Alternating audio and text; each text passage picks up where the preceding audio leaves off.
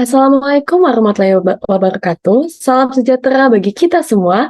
Shalom, Om Swastiastu, Namo Buddhaya, Salam Kebajikan. Halo Sobat Levi, sebelumnya perkenalkan nama saya Tesalonika Putri sebagai Wakil Kedua Head of Departemen Mental Health Promotor. Saya merupakan seorang siswa berusia 17 tahun. Saya di sini sebagai pembicara pada kegiatan podcast Bincang Sobat Psikologi. Di sini, saya sebagai pembicara pastinya tidak sendiri, karena saya ditemani oleh partner pembicara yang sangat keren dan sangat berbakat, yaitu Kak Liliana dari Duta Kesehatan Mental. Kepada Kak Liliana dipersilahkan untuk memperkenalkan dirinya. Oke, baik. Halo Kak Tessa dan teman-teman semuanya. Perkenalkan ya sebelumnya, aku Liliana Mualim, teman-teman boleh panggil Lili. Nah, saat ini aku berstatus sebagai mahasiswi di jurusan psikologi salah satu universitas yang ada di Sulawesi Selatan. Saya kesibukan saat ini ya sebagai mahasiswa, kemudian juga kemarin baru graduation nih, jadi Duta Kesehatan Mental Indonesia dan Wah, sangat keren sekali ya Kak Liliana ini. Nah, kalau pembicaranya dari Duta Kesehatan Mental, pasti teman-teman udah tahu dong tema apa yang akan kita bawakan. Jadi, tema yang akan kita bawakan yaitu bertemakan Deal with Yourself dengan judul podcast yaitu merangkul diri sebagai bentuk perjalanan keberanian dalam menghadapi realita kehidupan.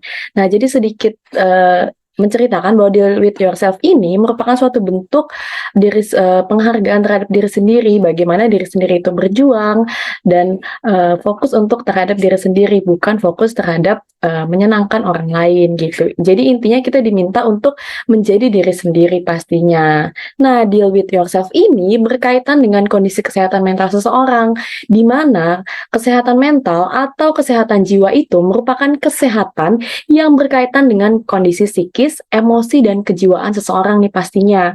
Nah, kesehatan mental ini itu yang baik ketika kondisi batin kita dalam keadaan yang tentram dan tenang pastinya, sehingga memudahkan kita untuk menikmati setiap kehidupan kita sehari-hari. Dan pastinya kalau kita sudah bisa menikmati kehidupan kita sehari-hari, kita juga mampu berelasi atau melakukan suatu komunikasi yang baik dengan orang lain, sehingga kita lebih menghargai orang lain pastinya. Nah, dengan kondisi kesehatan mental yang sehat, maka aktivitas yang kita jalankan pastinya dapat dilakukan secara maksimal. Nah, kalau di sini aku mau nanya nih sama Kak Liliana, pendapat Kak Liliana terkait dengan kesehatan mental yang dialami oleh remaja saat ini tuh gimana sih, Kak? Oke, bagus banget nih pertanyaannya. Nah, berbicara tentang kesehatan mental ya, karena sekarang tuh kesehatan mental sudah menjadi topik yang hangat dibicarakan sama, terutama untuk remaja-remaja sekarang. Nah, kalau kita merujuk dari definisi kesehatan mental, menurut WHO, kesehatan mental itu adalah kondisi dari kesejahteraan yang disadari individu yang di dalamnya dapat kemampuan untuk mengelola stres, kehidupan secara wajar, kemudian kita bisa bekerja secara produktif, bisa menghasilkan, dan bisa berperan aktif dalam komunitas. Jadi kalau berbicara tentang kesehatan mental tuh bukan cuma kita sehat secara mental ya teman-teman, tapi ada banyak sekali aspek yang bisa mencakup dari kesehatan mental itu sendiri. Karena memang kesehatan mental itu memiliki makna yang sangat luas, kayak gitu Kak. Oh, bener banget nih Kak Liliana. Jadi sangat luas ya maknanya.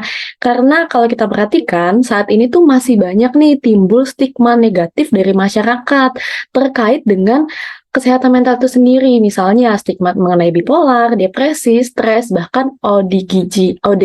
Di mana bipolar itu sendiri mengarah kepada perubahan emosi yang drastis. Nah, kalau depresi dan stres ini yang berkepanjangan, di mana kalau stres itu akibat dari kehidupan sehari-hari. Nah, sedangkan kalau depresi itu adalah perubahan suasana hati yang disebabkan oleh ketidakseimbangan hormon manusia.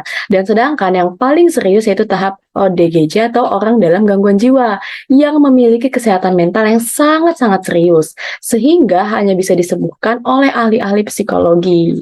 Nah, kalau misalnya di psikologi sendiri itu terdapat beberapa aliran nih. Ada 3 aliran. Jadi aku akan menjelaskan aliran yang pertama. Jadi menurut aliran psikoanalisa, kesehatan mental itu seseorang itu diukur dari derajat kekuatan ego seseorang. Nah, semakin kuat ego seseorang, maka akan semakin sehat juga nih mentalnya. Dan sebaliknya, semakin lemah ego seseorang, maka akan semakin terganggu mentalnya. Nah, ada juga aliran-aliran lainnya yang akan dijelaskan oleh Kak Liliana. Kalau kita lihat nih definisi dari psikologi, definisi kesehatan mental menurut aliran behaviorisme. Tadi kan sudah dijelaskan mengenai psikoanalisa yang berkaitan dengan ego, karena memang teori dari psikoanalisa itu membahas tentang ego, unconscious, dan kesadaran manusia gitu. Nah, kalau kita lihat dari definisi behaviorisme, kesehatan mental itu adalah kondisi di mana individu itu bisa beradaptasi dengan lingkungannya. Karena memang jadi topik pembahasan atau kajian dari aliran behaviorisme itu adalah interaksi antara manusia dengan lingkungannya, teman-teman. Jadi yang memang dipertegas atau ditekankan di bagian sini adalah lingkungan. Nah, kalau kita lihat lagi tuh dari menurut aliran lain, yaitu aliran humanisme, kesehatan mental itu adalah pengembangan dari potensi-potensi individu yang besar. Kenapa? Karena memang di aliran humanisme itu uh, apa ya, pokok kajiannya itu lebih ke bagaimana kemudian si individu ini bisa mengembangkan potensi yang dimiliki, bisa aware, bisa sadar terhadap kemampuannya, karena memang kita memiliki kebebasan untuk mengeksplor banyak hal dan melakukan hal-hal untuk mengembangkan potensi yang kita miliki. Ya walaupun setiap definisinya kalau kita lihat tuh pandangannya berbeda terkait dengan definisi kesehatan mental itu sendiri, karena memang pokok kajiannya cukup berbeda, tetapi secara umum itu tadi berkaitan dengan definisi kesehatan mental yang aku sebutkan terkait dengan WHO dan juga disampaikan sama Kak sebelumnya. Jadi memang cakupan dari kesehatan mental itu cukup luas. Jadi tidak sesempit kesehatan mental sama dengan kita tidak memiliki gangguan mental seperti itu. Nah, benar banget nih. Jadi beberapa aliran yang sudah dijelaskan oleh saya dan juga Kak Liliana itu memiliki kesimpulan bahwa sebenarnya kesehatan mental itu sangat-sangat penting, sangat-sangat berpengaruh bagi kehidupan kita sendiri dan juga ketika kita melakukan interaksi dengan orang di sekitar kita. Dan tanpa kita sadari juga nih teman-teman, kesehatan mental itu tidak terlepas dari yang namanya agama. Nah, agama itu sebagai kunci utama dari adanya kesehatan mental ini. Setiap individu yang taat beragama, maka dia juga akan menjalankan setiap norma-norma yang ada dalam agama tersebut. Sehingga dengan demikian, kesehatan mental individu tersebut akan terbentuk dan pastinya menjadi sehat. Sehingga individu tersebut bisa mengetahui nih apa saja hal-hal yang bisa dilakukan dan apa saja hal-hal yang bisa dihindari. Jadi agama itu sangat-sangat penting ya. Aku di sini juga mau nanya nih sama Kak Liliana. Nah, apakah Kak Liliana tuh sering menemui orang di sekitar Kak Liliana yang mengalami penurunan kesehatan mental nih, Kak? Bisa diceritakan?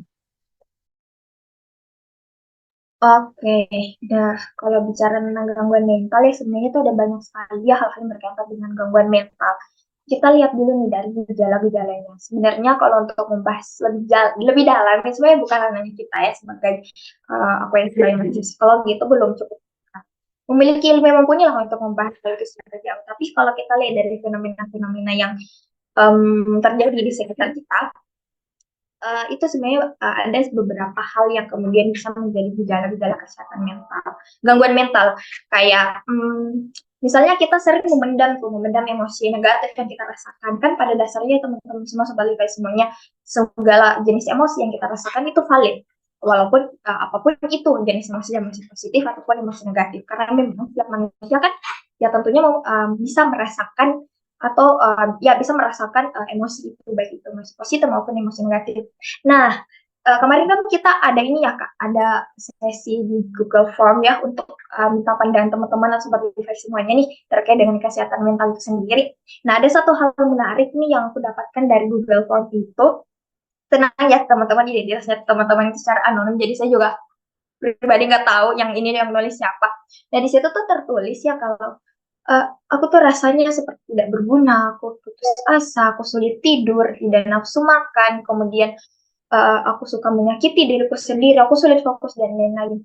Nah, sebenarnya hal ini apabila kita tidak apa ya, kita diamkan dengan begitu lama, itu akan menjadi sesuatu hal yang berdampak negatif untuk diri kita sendiri, teman-teman. Karena rasa ketika kita merasa tidak berguna, makanya kita itu tidak akan mampu melakukan hal-hal secara produktif. Kenapa? Karena kayak ya kita merasa diri kita berguna, kita tidak memiliki potensi apa-apa, kita tidak bisa memberikan sesuatu yang berdampak kepada orang lain, sehingga dengan adanya perasaan itu, perasaan merasa tidak berguna itu kan membantu kita, itu akan mengganggu kita dalam menjalani kehidupan kita sehari-hari. Karena ya balik lagi, tadi kan di humanisme sudah dijelaskan bahwa kita itu memiliki potensi-potensi yang kita miliki. Setiap manusia itu ada potensi yang kita miliki. Mungkin saat ini kita belum menemukan potensi itu. Makanya kita perlu untuk aware, kita perlu untuk mengenali diri kita lebih dalam. Dan banyak kok cara untuk bisa mengenali diri kita sendiri. Nggak ada potensi, sebenarnya itu bukan nggak ada ya, tapi lebih tepatnya kita belum menemukan misalnya. Kemudian putus asa. Nah, biasanya tuh kita merasakan demotivasi karena kayak banyak faktor-faktor yang menyebabkan kita mengalami demotivasi itu sendiri.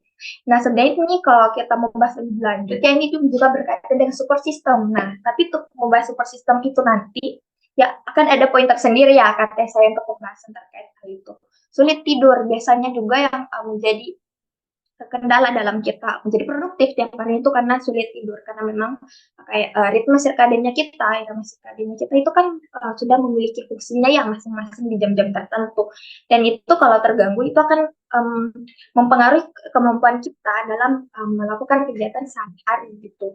Kayak misalnya biasa kasih nih Kak Risa kalau lagi suka begadang tiba-tiba tuh kayak ngeblank, kayak pikirannya kosong kayak gitu, itu karena memang fungsi kognitifnya kita itu bisa terganggu karena karena kita yang begadang, sulit tidur dan sebagainya. Dan kalau pendapat dari aku pribadi, aku sarankan kalau teman-teman atau sebagai semuanya merasakan hal-hal yang menurut teman-teman tidak wajar, gak ada salahnya untuk ke profesional untuk mengkonsultasikan hal tersebut gitu. Karena kalau kita diamin ya, kita tinggalkan seperti itu akan sangat berpengaruh untuk diri kita ke depannya gitu. Itu sih Kak kalau dari aku. Wah, bener banget nih kata Kak Liliana. Jadi kan beberapa hari yang lalu kita sudah menyebar kuesioner dan ternyata ada yang menarik. Dan menurut aku yang menarik itu juga hampir sama dengan Kak Liliana. Kayak misalnya tadi sulit tidur, terus menyalahkan diri sendiri, dan sulit berinteraksi dengan orang lain. Jadi intinya teman-teman, semua tahapan penurunan kesehatan mental itu diawali dari pemikiran kita. Ketika pemikiran kita itu selalu memikirkan hal-hal yang negatif atau ya bisa dibilang overthinking ya kalau anak muda zaman sekarang, kita selalu overthinking, kita selalu memikirkan ke depan tuh nanti kita bagaimana ya, kita memikirkan sesuatu hal yang belum tentu terjadi gitu. Kita khawatir dengan diri kita sendiri, kita merasa cemas sehingga membuat kita tuh banyak banget menimbulkan hal-hal lainnya, misalnya kayak tadi sulit tidur gitu kan, terus menyalahkan diri sendiri dan lain sebagainya. Nah, hal-hal tersebut itu pastinya apabila kita biarkan begitu saja, itu tuh akan menyakiti diri kita sendiri kayak gitu. Mungkin aku juga sharing dikit selain dari responden gitu kan, aku punya pengalaman temenku gitu kan, temanku ini dia pernah mengalami penurunan kesehatan mental, di mana pada saat itu mungkin karena aku masih sekolah, jadi temanku ini merupakan teman sekolahku. Jadi teman sekolahku ini ketika dia sepele sebenarnya, ketika dia mendapatkan nilai yang jelek di sekolahnya, dia merasa putus asa, dia merasa tidak berguna, dia merasa apa yang dia perjuangkan selama ini tuh sia-sia gitu. Mungkin Sobat Levi semua pernah mengalami seperti itu gitu pun, ataupun tidak hanya dalam hal ulangan, mungkin dalam kehidupan Sobat Levi ketika ada tujuan ataupun cita-cita ataupun goals yang ingin dicapai tapi tidak sesuai dengan apa yang direncanakan, Sobat Levi itu merasa putus asa, Sobat Levi itu merasa sepertinya saya tidak berguna lagi deh, atau mungkin kalau misalkan lebih parah lagi bisa menyakiti diri sendiri. Nah, itu merupakan hal-hal yang sangat harusnya dihindari oleh kita semua gitu kan. Dan harus kita ketahui juga pastinya di setiap tantangan ataupun di dalam kehidupan kita pasti ada yang namanya kegagalan. Anggaplah atau mungkin pandanglah kegagalan itu sebagai sesuatu hal yang mendorong kita untuk lebih baik ke depannya. Pastinya kan ada pepatah ya, kesuksesan itu merupakan suatu keberhasilan yang tertunda kayak gitu. Jadi menurut saya pribadi ketika teman-teman merasa gagal ataupun tidak mungkin belum maksimal gitu kan menjalankan setiap apa yang menjadi tujuan Sobat Levi, itu tidak apa-apa, karena sejatinya kita butuh kok berada di fase gagal dulu nih supaya kita tahu apa yang harus kita lakukan ke depannya. Nah, setelah kita membahas mengenai kesehatan mental ataupun beberapa orang di sekitar kita yang mengalami penurunan kesehatan mental, kita juga akan membahas mengenai banyak banget pandangan-pandangan masyarakat nih terhadap orang-orang di sekitar yang mengalami kesehatan mental itu sendiri ataupun penurunan kesehatan mental. Nah, kalau dari Kakak sendiri nih, Kak Liliana, apa sih pandangan Kakak sebagai duta kesehatan mental terhadap, respon masyarakat terhadap, suatu penderita gangguan mental tersebut, Kak? Oke, kalau pandangan aku ya, pandangan pribadi tentang bagaimana masyarakat memandang teman-teman kita atau orang-orang di sekitar kita yang dalam tanda kutip mengalami gangguan mental. Menurut aku ya, em, apa ya, sebenarnya itu pembahasan yang cukup berat menurut aku. Kenapa? Karena memang kalau kita lihat ya, gimana orang-orang di sekitar kita, kita nggak usah bahas terlalu jauh gitu. Misalnya kita lihat orang di sekeliling kita, ternyata hal-hal mengenai gangguan mental itu masih hal yang cukup asing gitu bagi orang-orang kebanyakan.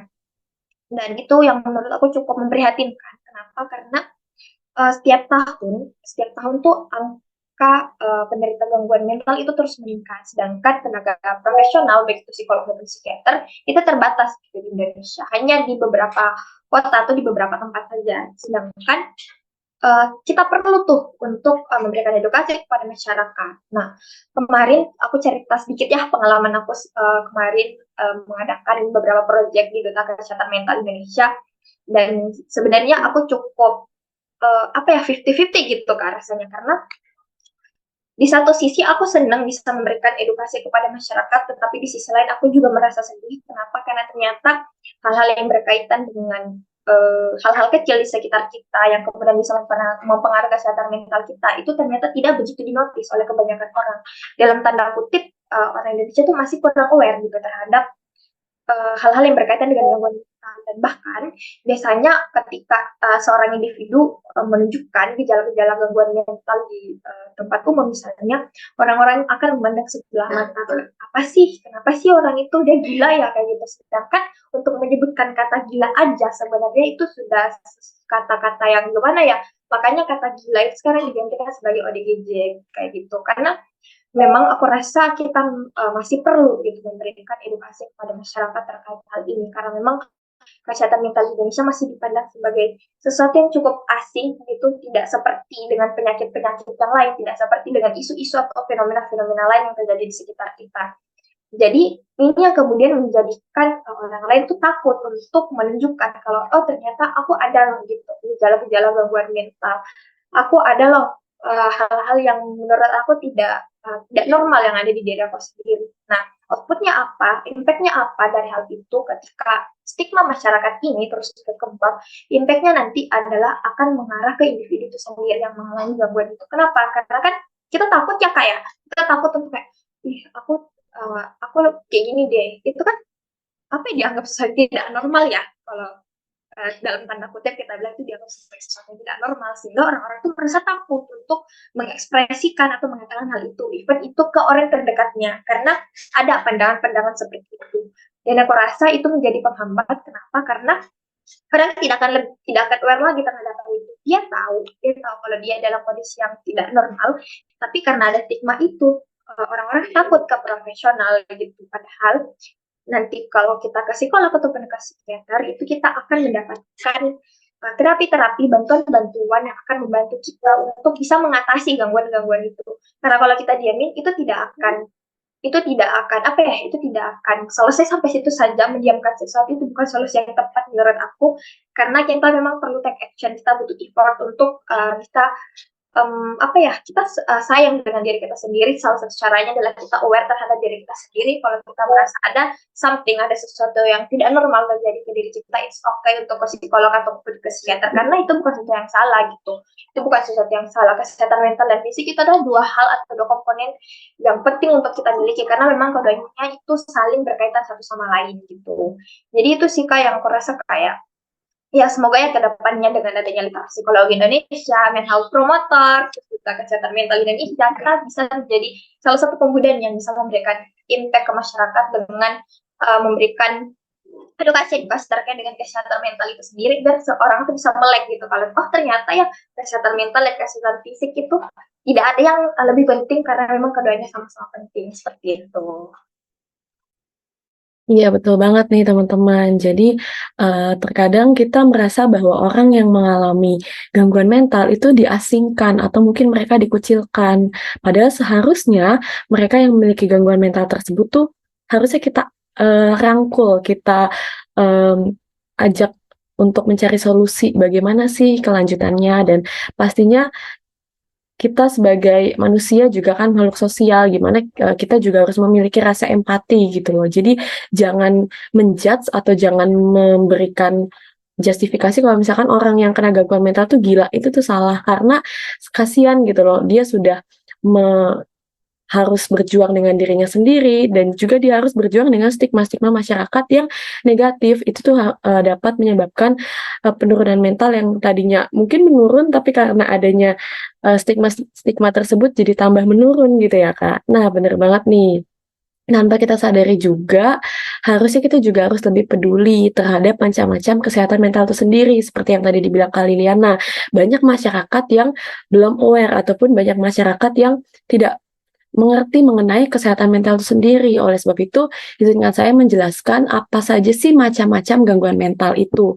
Jadi, yang pertama itu gangguan kecemasan. Yang namanya kecemasan pasti berhubungan dengan rasa panik ya, di mana kita, cemas terhadap sesuatu hal secara berlebihan gitu kan, sehingga kita sulit mengendalikan perasaan tersebut. Kalau misalnya dikasih contoh kecemasan kayak fobia, misalnya fobia, terhadap sesuatu hal gitu kan, fobia ketinggian ataupun fobia terhadap benda-benda atau anxiety kecemasan yang berlebihan tersebut. Terus juga ada gangguan suasana hati atau mood swing gitu. Tanpa kita sadari banyak, saat ini kan banyak generasi muda yang mengalami gangguan suasana hati atau mood swing tersebut.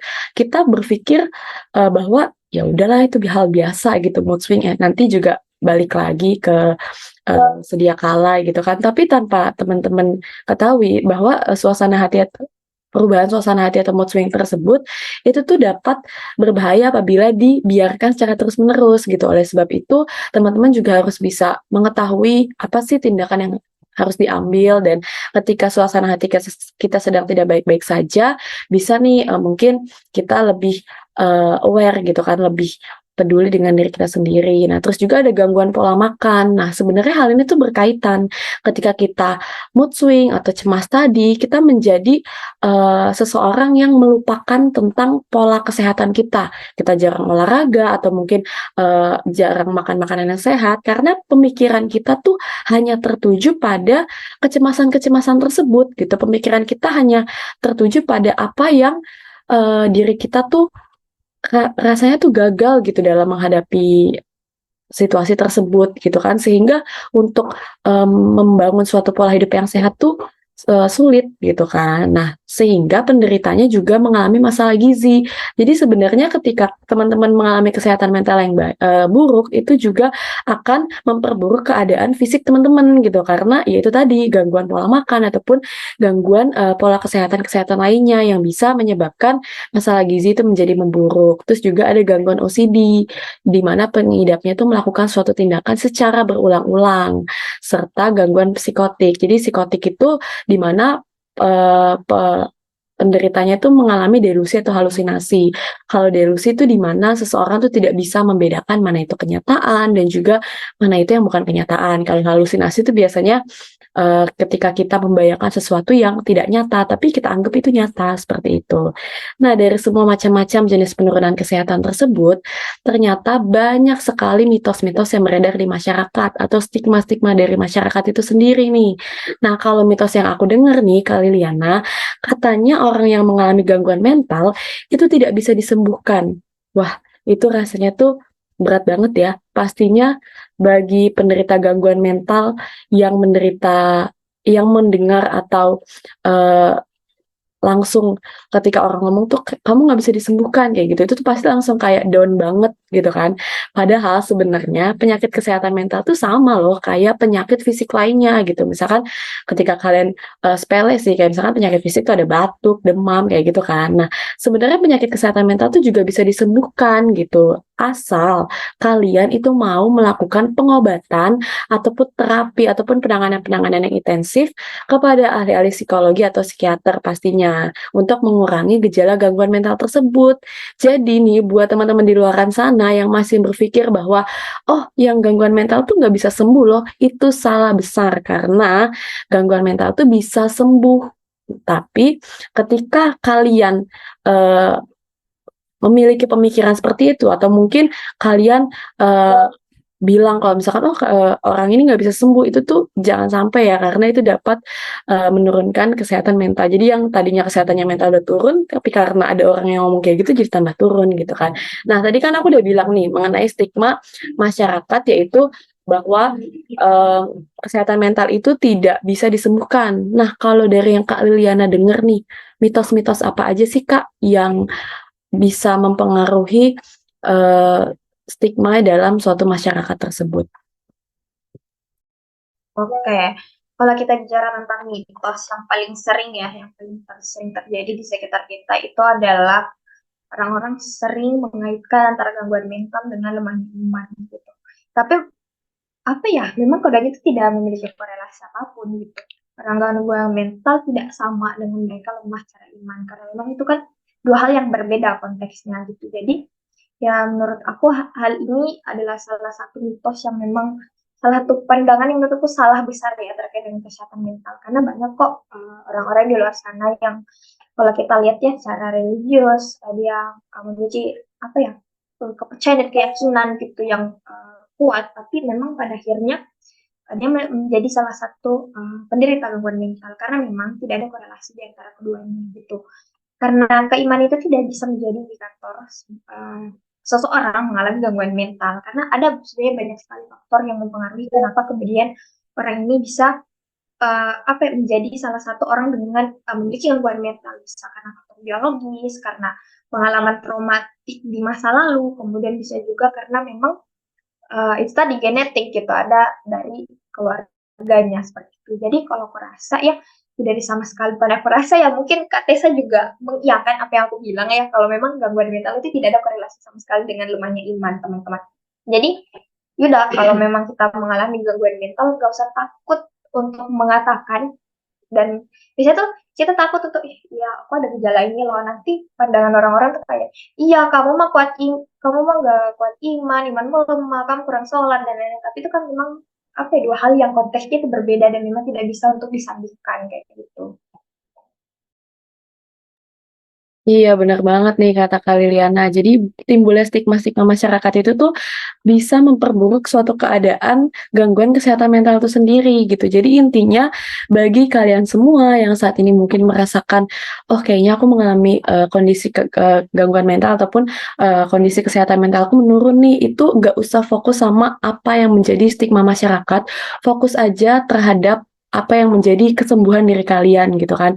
Apa yang menjadi kebaikan untuk diri kalian ke depannya gitu kan. Apabila ada, omongan-omongan ataupun pembicaraan-pembicaraan masyarakat yang negatif terhadap diri kalian, itu kalian tidak usah pedulikan. Karena pada dasarnya yang mengerti kalian sendiri itu ya adalah diri kalian sendiri gitu kan. Dan buat teman-teman di sana yang mungkin saat ini memiliki kondisi mental yang, sehat ataupun yang, tidak memiliki kondisi mental yang lemah, itu jangan, merendahkan orang yang memiliki gangguan mental tersebut. Karena sedikit perkataan dari kita saja itu dapat mempengaruhi kehidupan mereka gitu. Jadi lebih, memfilter perkataan-perkataan gitu. Jadi kalau misalkan kita ketemu orang yang menderita gangguan mental, itu jangan yang kayak kita, kata-kata yang negatif, tapi kita memberikan kata-kata motivasi yang membangun pastinya.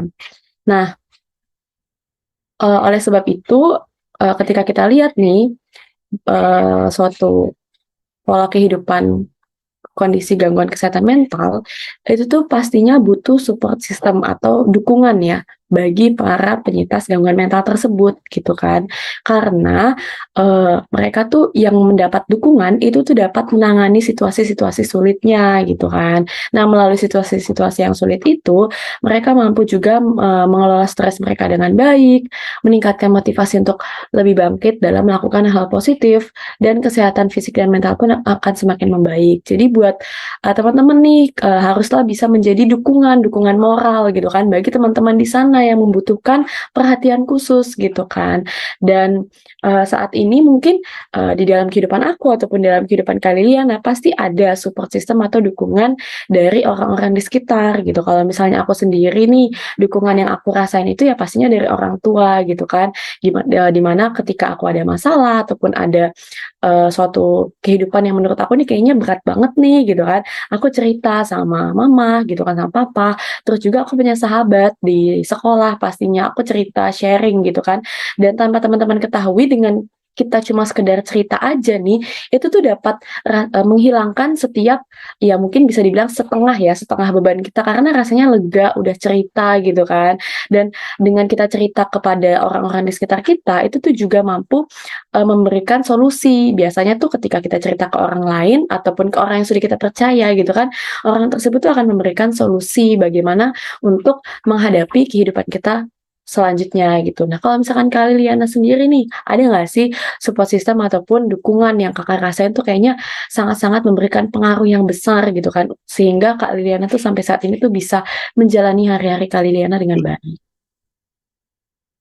Oke, kalau dari aku ya tentunya support system terbaik itu adalah keluarga ya teman-teman. Karena ya memang pada akhirnya ketika kita dalam kondisi yang hancur, kita dalam kondisi yang tidak baik-baik aja, kondisi senang, suka, apapun itu, ya pastinya kita akan kembali ke keluarga gitu. Tapi eh, apa ya, kalau dari aku sih selain keluarga ada juga support system aku yang lain yaitu teman-teman atau sahabat-sahabat aku. Apalagi sekarang aku lagi merantau ya cukup jauh dari keluarga untuk kuliah dan tidak bisa sedekat itu lagi secara fisik dengan keluarga. Jadi aku butuh orang-orang di sekitar aku butuh support system yang bisa membantu aku untuk mengatasi masa-masa sulit yang aku rasakan di sini gitu. Dan memang kalau kita lihat tuh ada banyak sekali manfaat yang bisa kita dapatkan ya jika kita tuh punya support system. Pertama, kita bisa membantu kita untuk menangani situasi sulit yang kita rasakan. Karena kadang tuh kalau kita dalam kondisi tertekan, kita tuh sulit untuk berpikir apa yang akan aku lakukan sekarang, gimana nih, kayak ruwet gitu. Kepala tuh banyak banget pikiran-pikiran. Kemudian kalau kita punya support system, kita juga bisa itu juga bisa membantu kita untuk mengatasi tekanan atau maupun mengatasi stres yang kita rasakan.